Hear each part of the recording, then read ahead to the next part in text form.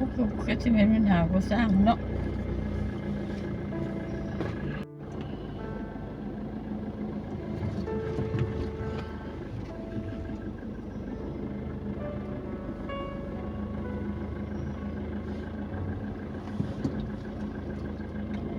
ข้างหน้ามันไม่ใช่ในห้องน้ำจะเลยเอาไปขี่รถเดินแถวสายของนะครับได้เอาดวนมาบินเพื่อเพื่อให้มันใช้งานได้ปกตินะครับมันนี้ชิมลองบินเพิ่งอยู่วัดป่าบึกแถวทางสายของนะครับนี่ชิมมาบินทีนี้นะ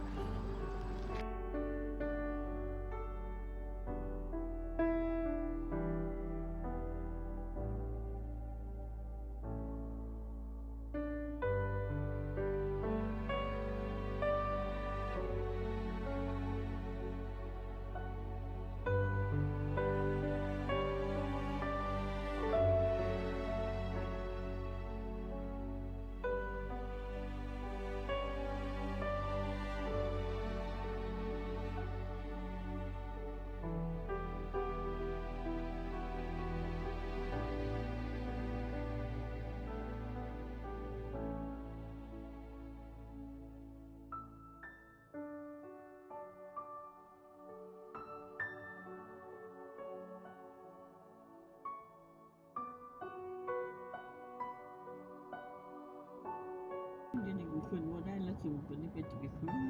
ใช่มีทงมีนะ